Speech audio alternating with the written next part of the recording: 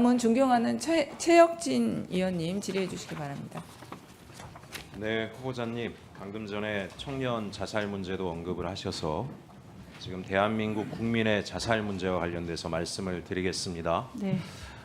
우리 대한민국의 자살률이 OECD 국가 중에서 최고 수준이라는 것은 잘 알고 계시지요? 네. 예, 그렇습니다. 2024년에 거의 15,000명이 운명을 달리했습니다.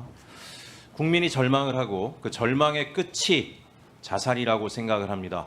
더 놀랍게도 청소년 자살률이 대단히 높다는 거 알고 계시죠? 네, 그렇습니다. 초등학생 자살률도 세계 1위권을 달리는 그런 나라입니다. 왜 어린 나이에서부터 국민이 절망하고 있고 스스로 목숨을 끊어야 하는가? 대통령께서 작년 8월에 사회적 재난이다. 여기에 대해서 범부처 합동으로 대책을 세워야 된다라고 얘기를 하셨고 김민석 총리께서도 총리실에 상설 기구를 만든 것으로 알고 있습니다. 범부처 합동 대책 같은 것들이 만들어졌을 것이다라고 생각을 하는데 그건 과거 정부에서도 다 만들었어요. 그런데 왜 개선이 되지 않을까? 저는 총리로 부임하시면 면밀하게 보셔야 되는데요. 부처 합동 대책이라고 하는 것이 가만히 놓고 보게 되면 표지가리인 경우가 굉장히 많습니다. 기존의 책상 밑에 있던 정책들을 부처별로 다 끌어모아서 하나로 모아놨지만 대부분은 과거에 하던 정책의 반복인 경우가 대단히 많습니다. 그래서 국민의 눈높이에 부합하지 못하고 실질적인 구조적인 변화가 이루어지지 못하기 때문에 변화가 만들어지지 않는 문제가 있습니다. 저는 총리로 부임하시면 이 문제에 대해서 정말 국민이 느낄 수 있는 특단의 조치들을 통해서 많은 변화들을 통해서 국민들이 더 이상 절망으로 스스로 목숨을 끊는 일이 우리가 전시 상태에도 전쟁 중에 아동이 사망하는 일이 발생하면 전 세계 뉴스에 나오지 않습니까? 어떻게 아무리 적대국이라고 할지라도 아이들을 죽일 수가 있느냐? 대한민국의 아이들이 스스로 목숨을 끊고 있는 문제입니다. 공직자라면 무거운 책임감을 느껴야 된다라고 생각을 하고 있습니다. 저는 구조개혁을 해야 된다라고 생각합니다. 우리 국민들은 대한민국이 겉으로 형식적으로 민주주의가 대단히 발전해 있다라고 생각하지만 실제 삶의 많은 영역에서 많은 장벽들을 유리천장들을 마주치게 됩니다. 아이들도 크면서 그렇습니다. 어느 지역에 태어났느냐에 따라서도 그렇고요. 또 특정 카르텔이 권한을 독점하고 있기 때문에 그 카르텔에 들어가지 못하면 실질적으로 아무리 땀을 흘리고 노력해도 내 삶이 개선되지 않는 경험들을 합니다. 생뚱맞을 수 있지만 어제 대한민국 축구에 대한 이야기도 좀 하겠습니다.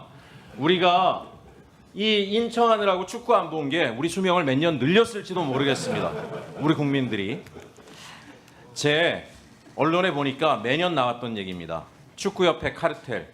특정 대학 카르텔이 대한민국 축구를 다 망치고 있다.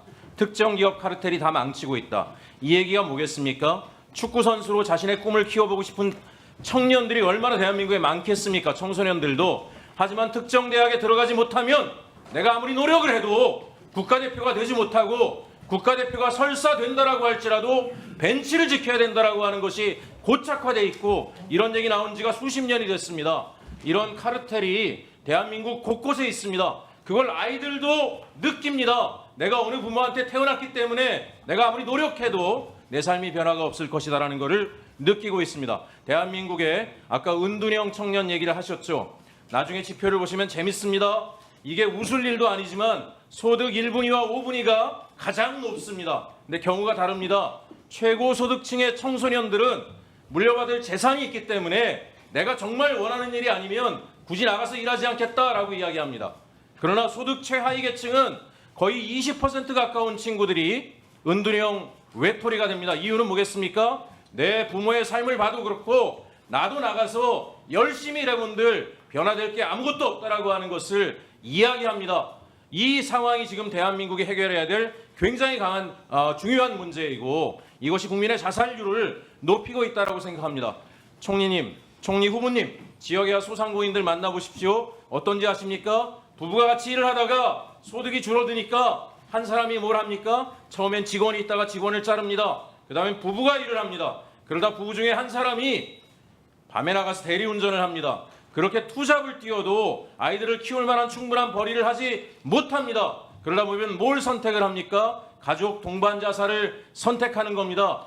아이들이 자기 소유가 아니니까 아이들을 데리고 죽음을 선택하는 건 분명히 범죄이기 때문에 근절시켜야 하지만 그것만 범죄로 봐서는 문제가 해결되지 않는다라고 생각합니다. 왜 국민이 사지에 내몰리는 것을, 태어난 환경이 일생을 좌지우지하는 것을, 나라 돈이 들어가는 거 아닙니까? 저는 축구협회 이번에 분명히 여기 정부 재원이 들어가고 있다고 생각합니다. 철저하게 개혁을 해서 왜 국민의 세금이 들어가는 곳에 이런 카르텔이 존재해서 국민의 마음을 멍들게 하는가?